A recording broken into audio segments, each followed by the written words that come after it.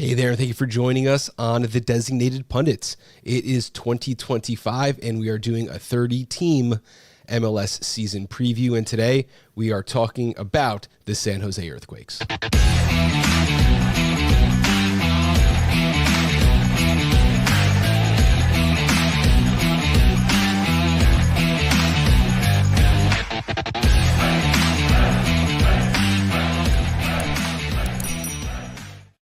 San Jose Earthquakes going to be an interesting team to talk about, and for that, we brought on Favian Renkel. I guess every year it seems like you have a new title or tagline. Currently at SBI. How you doing, buddy?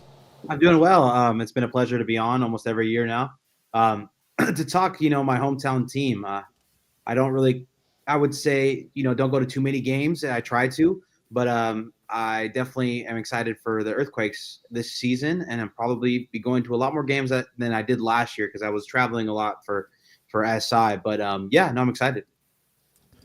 Love it. Great to have you here. I think this is, this is probably your fourth season preview and your 10th time on the show. Yeah. Long time guest. I really appreciate you taking the time out every time the phone rings. I know you have a lot going on right now.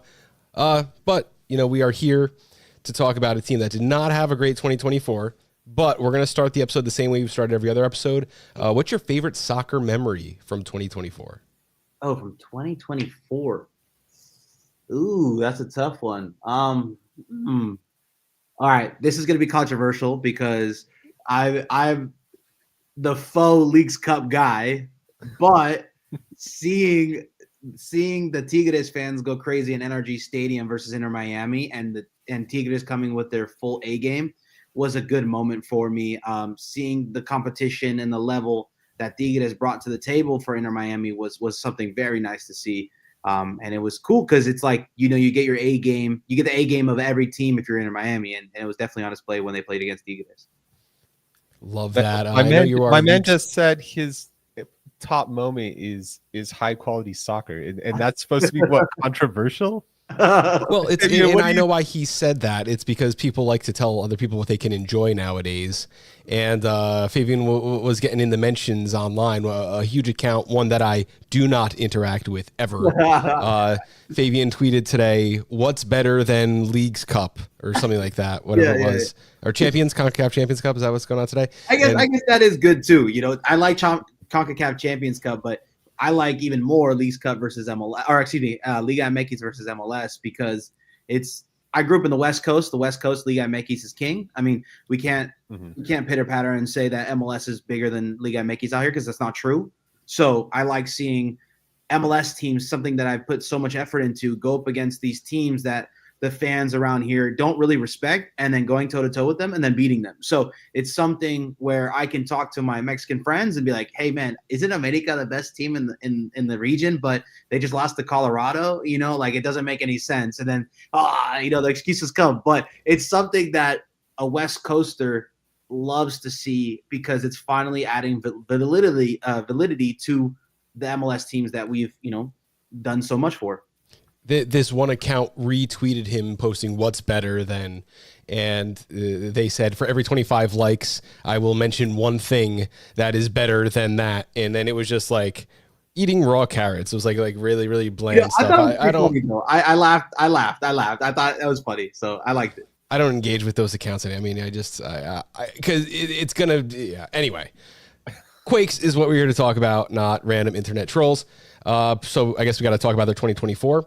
6 wins, 3 draws, 25 losses. They were 2-13 on the road. 41 goals scored, 78 goals conceded. That was a minus 37 goal differential. Wooden spoon winners, and they were the worst in multiple categories: worst away record, worst home record, worst goals differential, worst highest goals conceded. All those things that you don't want to be on. Not a great season, but we got to talk about it. Anything to say about the season that was 2024? Yeah, it seemed like Daniel went down with an injury, and then the whole ship went out. I mean, looked like Lucci didn't have the locker room anymore. Lucci Gonzalez, excuse me. And it just went from there. I mean, the team didn't have enough firepower to start the year, and to be honest, that's usually the Quakes' story, right? They don't have enough firepower to start the season, so they're hoping for a late kind of go.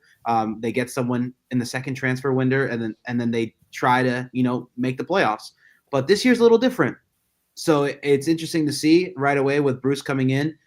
The team looks ready to compete day one, which is something that you rarely see from the Quakes. They were 4 wins, 1 draw, 12 losses at home. I don't know why that got disconnected from the graphic, but let's see how that scoring went down. You had Amal Pellegrino, leading goal scorer, 7 goals, 2 assists. Jeremy Abobasi with just looking like there's nothing left in that tank, 6 goals, 1 assist. Hernan Lopez, a player who came in halfway through last season. It was about the summer, right? Yep. 6 goals, 2 assists from him. Christian Espinoza, 4 goals, 13 assists. Rodriguez, 3 goals, 1 assist. Paul Maria, 3 and 1. And Victor Costa, 2 goals and 3 assists from the wingback position there. Not a lot to look at, but I think we have a different goal scorer this season. Yeah, two of them. Definitely, it's nice bringing in Chicho Arango. No matter what the player does off the field, on the field, we know he's an MVP candidate. So super exciting for Quakes fans, that's for sure, especially with Espinoza, a player who's already made Quakes history with the most assists for the club. It's just going to pad those stats and is going to be even more of a Quakes legend this year. Yeah, outside of that, you did not have very much. Hernan Lopez, a little disappointing, but then I look back, 6 goals, 2 assists.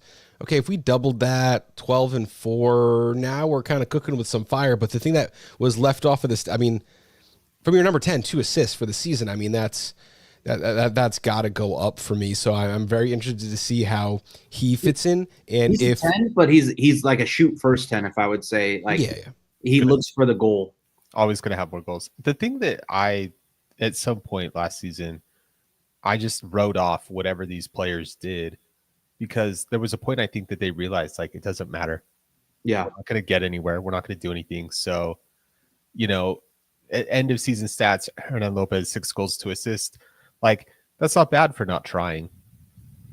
Right. I think if you take a look at the Leagues Cup run this team had, that was a tournament where they weren't out of it. So I would say that's a nice baseline for what this team is capable of this year. All right, so let's move ahead and now talk about some outgoing and ingoing players. Outgoing, there's a lot. J.D. Marcinkowski, William Yarbrough from the goalkeeper position, Emi Ochoa, that's a third goaltender that is now gone. Tanner Beeson is out. Jackson Ewell and Carlos Gruezo from the midfield are out. And Jeremy Abobasi out at the forward position. Are there any players there that you really would have wished you could keep? To be honest, no. This is the worst team in MLS, and you want to see them all go. Hopefully they do better. The one that I was always kind of talking about as a reporter for the team was I never felt like Jackson Ewell had a great grasp on the locker room. I always felt like he was given the captain armband and maybe was more of a silent type when the team needed a more vocal kind of captain, especially right after Wondolowski. So it was something to see. Yeah, he's a fan favorite. He's a great guy. But for this new era, I felt like it was time. It was time to move on from Jackson Ewell. The same goes with JT Marcinkowski. Was injured. We brought in Daniel. Great guy. Fan favorite. But I think it's just a changing of the tide for this organization. And seeing those names, they gave us great years, but they never really amounted to anything. So seeing a lot of these guys get out is a little bit reassuring to know that maybe we can get some better guys in. The other guy that sticks out to me is Jeremy Abobasi. Kind of a guy who's had not a super high profile in MLS, but a reasonably high profile in MLS. Bob just mentioned him as looking like he's got nothing left in the tank. This dude's still 27. Right. Like, something for me doesn't add up there. With Jeremy, it felt like the motivation wasn't there. And that's the craziest thing. I hate to say this, but the guy was never in San Jose. Like, he was always in Oakland. He was always in San Francisco.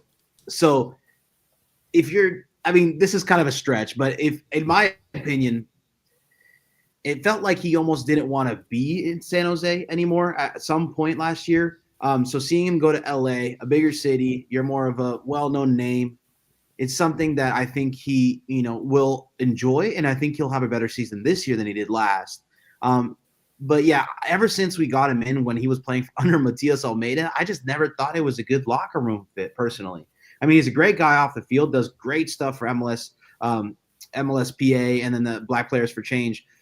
But in San Jose, I don't see it as such a great fit. Always thought that Jeremy Bobasi needed to play in a bigger city to fully get what you want from Jeremy Bobasi. And that's just a personal opinion I've always had, and I think he'll do great in LA. That's for sure. And I do want to point out that he turns 28 on Friday, Scott. So okay, fair. Okay, 28. Wow, old man. But there's more in your legs than just that. I mean, his goal scoring dipped, and there were years that he was not a prolific goal scorer. I mean, he had double digits once until 2022. Then he scored 17, had an amazing season, then 10 after that. When he got his head injury from Lawless Abubakar, yep, he never came back the same. And honestly, I always thought this person's so smart. This person's destined for something more than soccer after his career. And I felt like he knew that himself. So I almost felt like he was a little timid going into challenges because maybe another concussion would affect him in his personal life and affect his, outlook in life. So I always felt like that really messed him up. You took the words right out of my mouth. I could have sounded really smart right there, Favian, but you kind of took the thunder. He's even wearing like the neck collar. I think it was like magnets that increase brain flow in case of another injury there. I don't think he's the same player. And I mean, we could talk about that, and we will talk about that when we talk about his new team. But the incoming players, and I think the number one thing to say is you can't look at it like these are incoming players. You have to look at it. These are incoming players for Bruce Arena.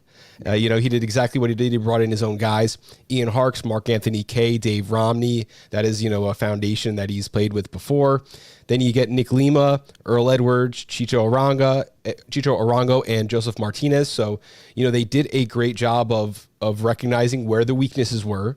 And that's, kind of what Bruce Arena does. And he brought in guys that he knew would do it. And hey, you bring in a guy like Chicho Arango, superstar in the league. But Joseph Martinez still has goals in his legs, and he's, twice above Bobasi's age. He's getting up there too. I really like some things that this team has done this offseason. If you could highlight one of these incoming players, who would you like to highlight? All right, look, this was the worst offseason in Quakes history until they pulled off the best trade in the offseason. That's for sure. And bringing in Chicho Arango for what they did was insane. I mean, this guy was going toe-to-toe with Lionel Messi. Yes, you heard that right. Lionel Messi for the first half of the season. Scott's an RSL fan, by the way. I have all of this. Yep. So 100%, this is the player that can change your whole outlook in the season. And there's no way you don't circle this guy on this given team, especially with now he had a Robin in RSL, but now he has a Nightwing and Christian Espinoza because this guy is gonna get fed. I was trying to watch them in Coachella, but it looked like they were not on the same page yet. So it might take a couple of games for them to really kind of see where they can connect. But no, I'm excited for Christian Espinoza and Chicho Arango, and then who knows, Josef just lurking around, getting little tap-ins here and there. Something he did in Montreal often. Love it. So let's take a look at what something from the depth chart might look like. Now, I was trying to mess around with this the best I can. It still is in some ways a little bit of an incomplete team. So I did the best I can. I know that there is 3-man backline, 5-man backline kind of things going on. I could not possibly make that work with the players I saw on the field, so I lined it up more like a 4-3-3 here. But feel free to push back, rebuttal, stuff like that. Someone's asking news on Hernan. We will talk about that when we get that position. For now, I'm including him inside the roster as if there was a number 10. The 5-man back line would actually be easier for me to put together without, kind of a shooter from that position. But let's start from the back. Daniel shored up the back line, did really good things from the goal last year. Availability was an issue. Yeah, to be honest, I feel like without having your superstar goalkeeper, I mean, he was I would say top 5 in 2023, you're going to give up goals. Plugging in Yarborough was something that didn't work, and that was obvious. I'm still a big fan of Rodriguez. I think he brings a lot to the table, and I think with having some stable guys around him, he can really flourish as a center back in this league. But yeah, no, Bruce said, I mean, on CBS Golazo that the defense is the most important thing for this team. You can't have that same year and expect to do better. So 100% this defense has to be shored up. Looking at kind of like that right back position, I don't know if Nick Lima is the guy still. So that's where I can't imagine. Yeah. It's going to be Veerhoven there or Ricketts. So I would say that's still a big question mark for this back line. But Victor Costa is a solid player in this league. Dave Romney, I've yet to see a lot of him. But I mean, he's one of the Bruce guys. So he's a Bruce guy. I had to put him there. I wanted to put Rodriguez in Wilson or even Rodriguez and Romney, but I'm like, it's a Bruce guy. Bruce brought him in. Bruce is going to start him. Yeah. And then Bruno Wilson is also a great, I would say a good center back in this league. So I think they do have some good center backs. Maybe not any flashy names, no who's, but I do think that they will be better this year with Daniel back, no matter what. I don't think you have to have superstar backline players. But you have to have is a high degree of chemistry, and that's where I think Bruce bringing in his guys who know his system, who know what he wants them to do. There's a sort of like instant chemistry that you can have with that. And I think you might see Nick Lima more than you would otherwise think. You might see Dave Romney more than you would otherwise think, just for that reason. Kind of like Bob said, they're Bruce's guys. They know what he wants them to do. Yeah, look, Daniel Rodriguez, Victor Costa, Bruno Wilson, Brazilian connection. So I would say it's half Brazilian, half American. So we'll see what happens. Let's move up and talk about the next row of midfielders up, kind of the back two. First question is going to be, do you see it as, like a 6 and an 8, 2 8s, what kind of position we're looking for here? And then what depth chart you have. I have 4 guys like Tsakiris, Mark Anthony Case, Gahan, Ian Harks, even Edwin Mendoza. It's very hard for me to even differentiate them at this point. Can you bring some clarity there? Yeah, I mean, Nico Tsakiris is the guy who the Quakes want to put on a pedestal, and they want to get a transfer fee for him. So he's the guy that they feel like it should take the next step this year. Jack Skane is a guy who is, I would say, a plug and play. You can play him anywhere on the pitch. So he's going to be able to really fill in any position. I mean, penalty kick taker, left wing, center mid. So it's something that the Quakes, it's kind of like a glue guy, I would say. Mark Anthony Kaye is most likely going to play the 6, if I'm not mistaken. So I saw him playing in Coachella with the starters. I felt like he was going to play that bulldog role. And then Hernan Lopez is either going to play the 10 or an 8. But I don't think he's going to be playing an 8. I think he's going to try to be pushing up on the pitch. So we'll see where he lands. But yeah, no, 100%. I think Hernan's going to want the ball at his feet a lot. Does Hernan want to be with San Jose is going to be kind of the next question. There's been rumors, there's been talk, but I haven't really caught anything solid on that. Brendan Moore is listening right now. He's commenting on the YouTube's news on Hernan. Yeah, look, shout out to Tom Bogert. He's a great reporter. He was reporting that the Estudiantes, a lot of the teams were worried about them not actually having the funds. So their investment group being maybe not the strongest because they're brand new. So whenever I saw the Quakes linking, Hernan to Estudiantes, I thought, well, this is probably the same thing that's happening with Lucho. I mean, do they have the funds? I mean, the Quakes are probably weary about not getting any sort of money.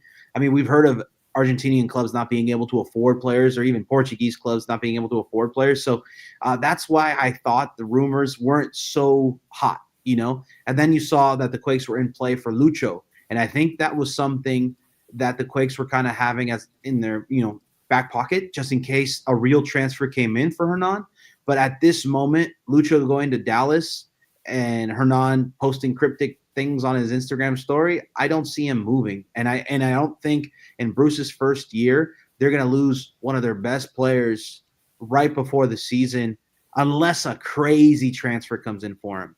And I think the Quakes feel like he's going to have a better season this year. So the price tag is only going to rise. So again, if a crazy offer, which the Estudiantes one was, it was so crazy that the Quakes were left wondering if this was real or if there's actual funding for it. I think we're going to see him in black and blue this year. All right, let's move up and now talk about the wings. Christian Espinoza, one of the best right wings in Major League Soccer, designated player. He's the third, with Chicho and Hernan Lopez being the other two. That's one of the reasons Gruezo is gone from the squad now. Not enough good things I could say about Christian Espinoza. I mean, we could talk about him all day. Yeah, look, this is a guy who bleeds black and blue, to be honest. He loves the Quakes. He loves San Jose. He loves everything this team represents, and he wants to be here forever. So it was nice to be able to retain him, re-sign him to a contract. This Quakes team, this fan base, there's a mural of him in the Bay Area. So this is a guy who is going to have a better season this year. He's finally going to have a running mate, which is something he hasn't had since Wondolowski.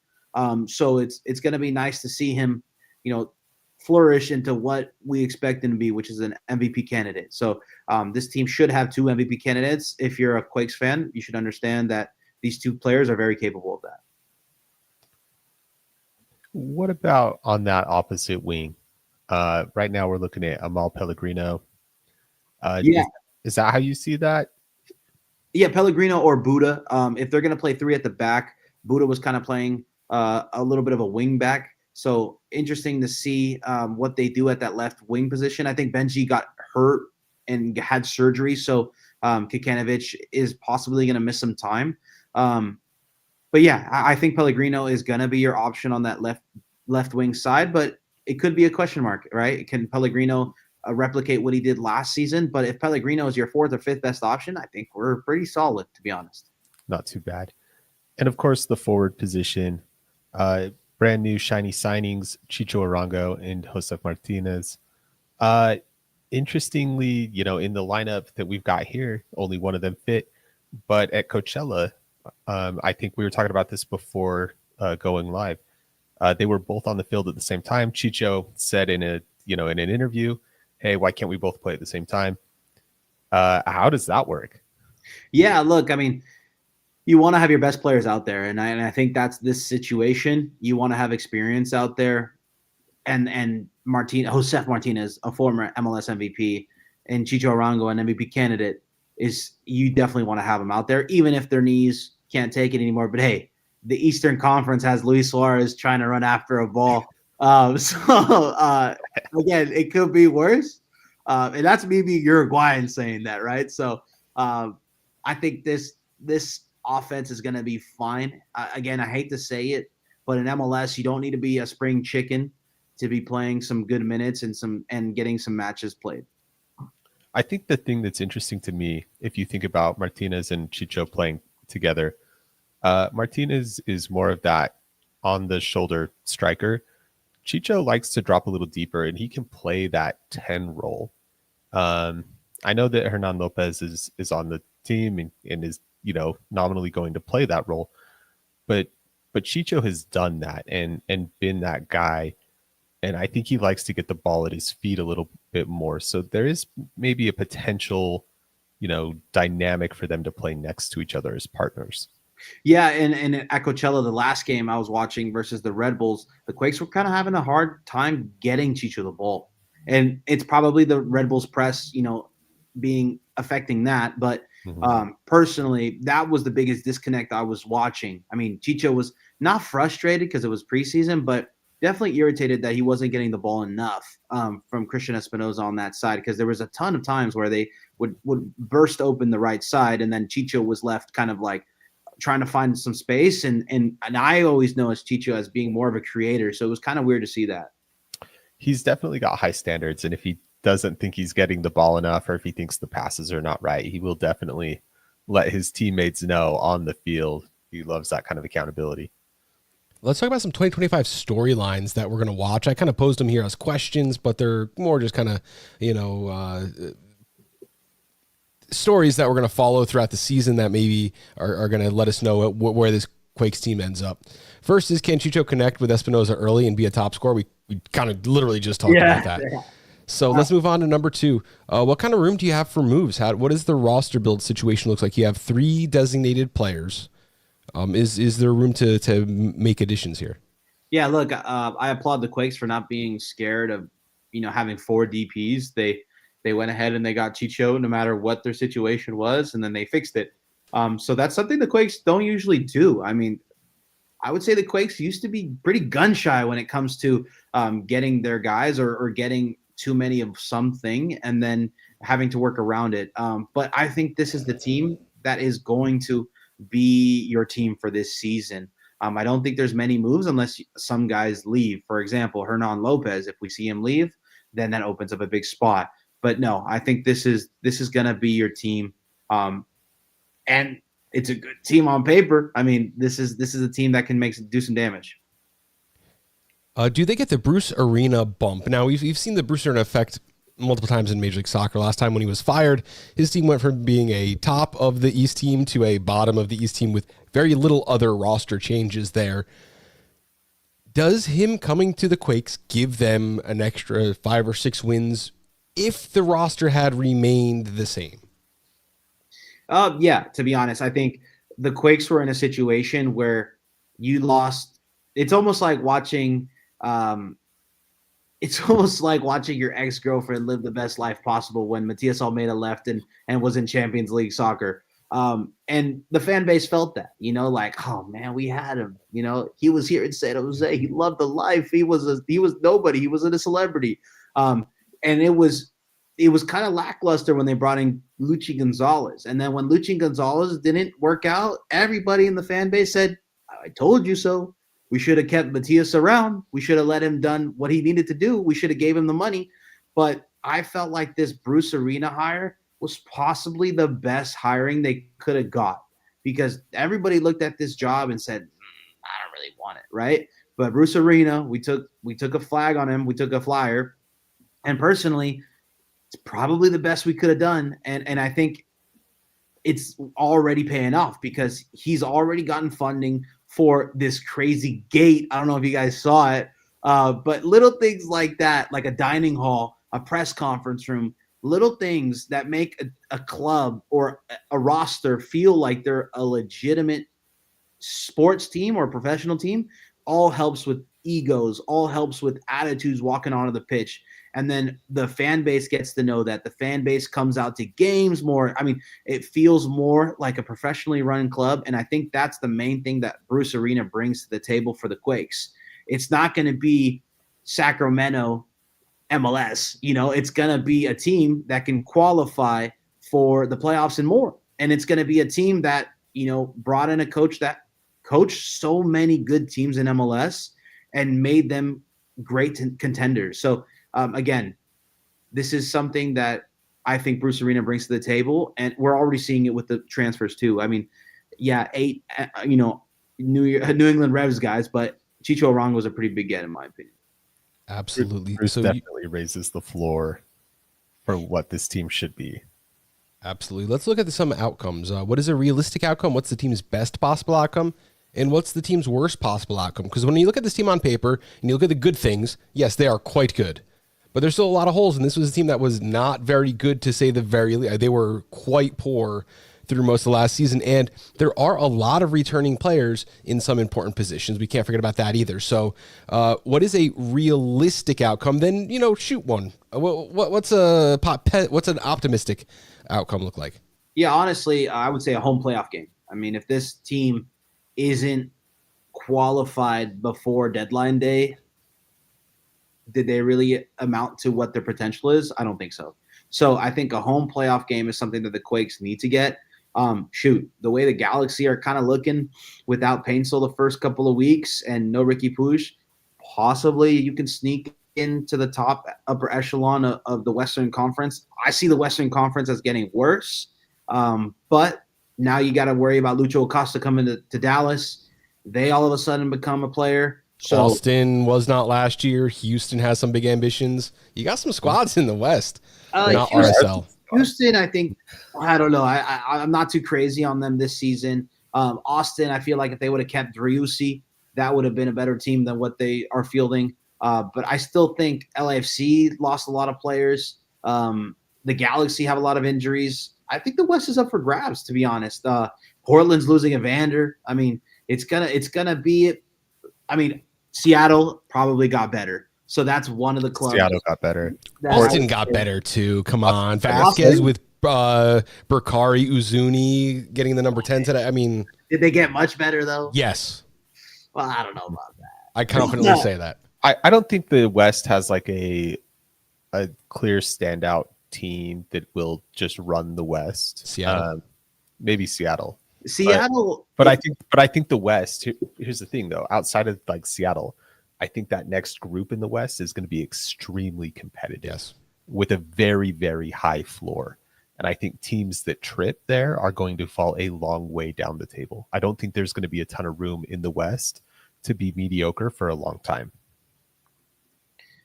Yeah, and I was going to say about Seattle, they have to come out strong because usually they're lollygagging until the end of the season and they put together a run, right? So it'll be interesting to see. Yeah, I think it's all about them staying healthy, but we're not here to talk about Seattle. Seattle gets enough airtime. It's San Jose. I think you're right about San Jose, though. I think you should be thinking realistically with that offense about home playoff, game or games. I think, best possible outcome. The defense also improves in a big way.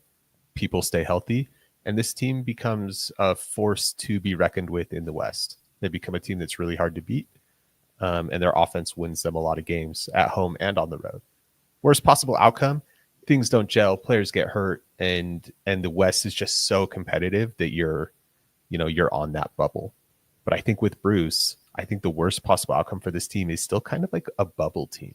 I don't see this team really falling that much farther down the table unless you have a lot of really bad injuries and really bad luck. For me, it's the defense still. I mean, 78 goals conceded. Was that like 2.4 a game? They were abysmal. And yes, I get it. You're bringing Bruce Arena, you're solidifying things, but the offense, putting more goal scorers on the field doesn't really fix that for me.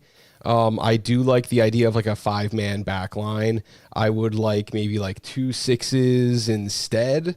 I would rather trade up on that. I just don't know how Bruce is going to make all these changes year one. So I think that this is a 9th to 10th place team. And listen, San Jose could be the most improved squad in Major League Soccer and still miss the playoffs. Like that is a possibility for them this season. I know we're going to get that information real soon, but I'm a little less optimistic. I think that they are looking better on paper. There's some obvious huge Chicho. I mean, come on, that's a huge upgrade on Bobosi from last year. If you get first half of the season Chicho, this team is scary. If you get second half of the season, Chicho from 2024. Then you're going to be relying on Josef Martinez to score goals. I'm going to ask, this is going to be a time question. Who's going to wear the armband this year? Is it going to be a player who has a winning mentality, or is it going to be someone who doesn't, who let the malaise pass in last year? Because when you said that the team just didn't care, as a professional myself, now I'm on the musician side, I don't care if everyone I play with is bad. I want to be the best of the bad. So I kind of that speaks kind of to locker room. Of course, Bruce is going to overhaul it, but can the new players coming in change? I guess the answer has got to be yes. But I would like to know that. Do you have any armband predictions? Yeah, it's either going to be Espinoza or are they going to give it to Chicho? And tell Chicho that this is his team. I don't see it going to Hernan. It's not going to go to Pellegrino. Or is he going to go to a Bruce guy? Is he going to go to Mark Anthony Kaye? Which I don't think. I don't know. And then is Romney a full starter to give it to him? I don't think so. So it's either, in my opinion, I think it's going to be Espinoza or Chicho. That's compelling. That is very compelling. Especially when you consider the way that Chicho left RSL. I don't want to go way off into that, but I live and die by the fire, right? Yeah, I could get in trouble. But I like the thought of Espinoza because of what he is as an upside, his connection to the other members of on the team from who are returning, and his connection to the fan base. Yeah, So like, I think that if you are looking for leadership, if he's got the personality, that becomes a really nice first stop. Yeah, look, Espinoza has done everything to speak English too. So it's something where he wants to kind of be in a leadership role here. I think he saw the armband a couple times last season with Jackson Yule out. But definitely I could see Espinoza just taking the armband. But who knows? Is this Chicho's club or is this Espinoza's club? Is this KD's club or is this Steph's club, right? So we'll see. Love it. Favian, thank you so much for taking the time to be here and previewing San Jose. If you are new to the channel, make sure you subscribe. That's going to help us bring you videos and audio, however you're consuming this content more often. You can find us on the Designated Pundits on all major podcast platforms. You can go to www.thedesignatedpundits.com. We have kind of a new look website, plenty of easy links to get you to all of our stuff. Thank you for checking that out. Favian, thank you for being a great guest. We'll have to do this again real soon. I guess we're going to get some answers, and then we can talk about it, in the first couple of weeks. So let's have you back on. Thank you so much for your time. I appreciate it. Oh, thank you guys. Appreciate it. And thank you everyone for tuning in to the Designated Pundits.